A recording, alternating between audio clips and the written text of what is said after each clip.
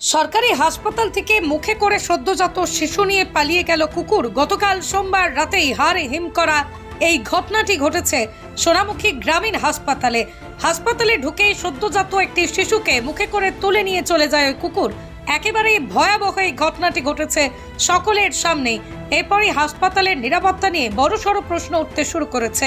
হাসপাতাল সূত্রে জানা গেছে, সোনামুখী ব্লকের অন্তর্গত কোচডিহি গ্রামের প্রিয়া রায় নামে এক প্রসূতি মা গতকাল রাতে সোনামুখী গ্রামীণ হাসপাতালে ভর্তি হয়েছিলেন।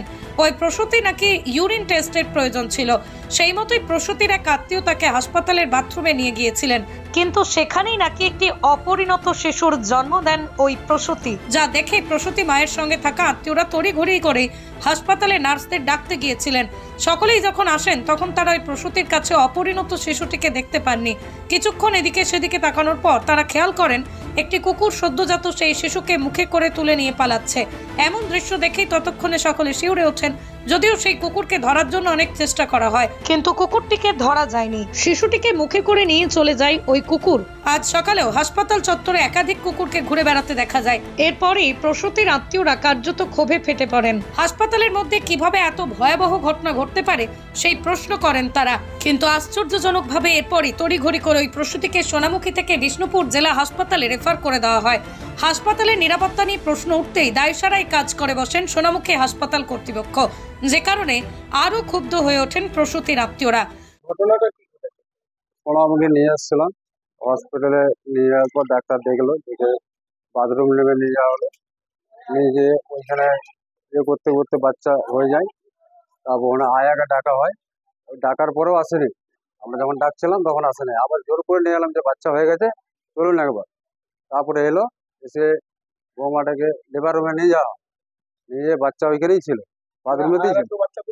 না, ওকে ধরে ধরে নিয়ে গেছে লেবার রুম। তারপর ওকে ডেকে ডেকে, আমরা তো বাইরে ছিলাম, লোকজনে যাতায়াত গাদা করছে, বাথরুম থেকে কুকুরে তখন তুলে মাঝে মাঠে কুকুর তুলে নিয়ে চলে যায় বাইরে। আমি গেটের পাশে দাঁড়িয়ে আছি, তখন দেখছি বাচ্চাটাকে ধরে আছে, তার মোবাইলে আমি ছবি দিই।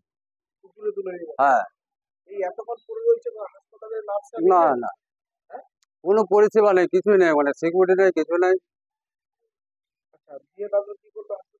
হসপিটালে একটু চেঁচামেচি হলো, আপনার বাচ্চা কি দায়িত্ব করেছেন এরকম আমি বলছিলাম, এটা সেটা।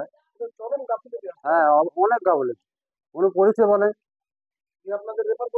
হ্যাঁ, এফআই করে দিল, এফআই সেরকম করে এখানে হ্যারাসমেন্ট করলো আমাদেরকে, প্রায় ভর্তি করেছি তখন 11:30 বাজে, 1টার সময় চিকিৎসা করেছি। হ্যাঁ হ্যাঁ, তাই মনে হয় এরকমের জন্যই করে। আমার ভাইয়ের বউ বাচ্চা হবে, পেটে যন্ত্রণা করছিল, দিয়ে হবে বলে নিয়ে এলো সোনামুখী হাসপাতালে দেখালাম। কালকে রাত্রে হয়েছে, রাত্রে নিয়ে গেলো, নিয়ে যাওয়ার পর ডাক্তাররা বললে পেচ্ছাপ পরীক্ষা হবে। পেচ্ছাপ পরীক্ষা করতে পেচ্ছাপটি করতে যাওয়ারে বাচ্চাটা বাথরুমে হয়ে যায়। বাথরুমে হয়ে যাওয়ার পর থেকে আমি ডেলিভারিতে লিভার রুম নিয়ে চলে গেলাম। দিয়ে লিভার রুম থেকে যখন বললো যে বাচ্চারা লিয়া হবো, বাচ্চারা দেখবো আমরা, বাচ্চারা যখন কানি দিয়ে যখন নিতে আসছি তখন বাচ্চা আর নাই। কুকুরে সব জন্য দেখিয়েছে যে কুকুরে বাচ্চাটা নিয়ে চলে যায়। হ্যাঁ, কুকুরে বাথরুম থেকে কুকুরে নিয়ে চলে যাচ্ছে বাচ্চাটা। কি করে হলো এটা আর কিছু বলতে পারছি না। আমরা কি করবো, আমরা ওখানে ডাক্তারকে বললাম, ডাক্তারবাবু আমাদের বাচ্চারা নাই এখানে, এমনি বললাম।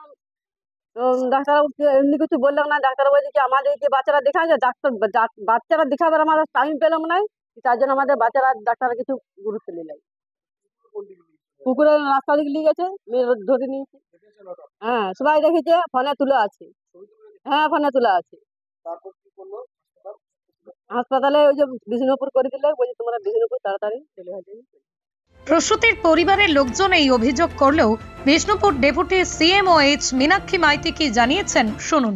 আমরা এসেছিলাম, কালকে একটা পেশেন্ট ভর্তি ছিল, বললো যে 8:15 এসেছিল, ভর্তি ছিল না, এখানে এসেছিলেন উনি ব্লিডিং পিভি নিয়ে।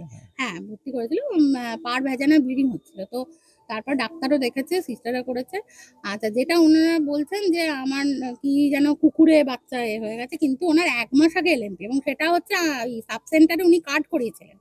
হ্যাঁ 9-10-এ এসে উনি কাট করিয়েছিলেন, ওখানে 1 মাস আগে ওনার এলএমপি। তাহলে 1 মাসে একটা বাচ্চা, আমি ডাক্তার হিসেবে তো জানি না যে 1 মাসে একটা বাচ্চা কি করে অত বড় হয়ে যেতে পারে, মানে সেটা তো একটা খুবই মানে রক্তের ডেলা হবে, মানে একদম ডেলা আর কি বলতে গেলে।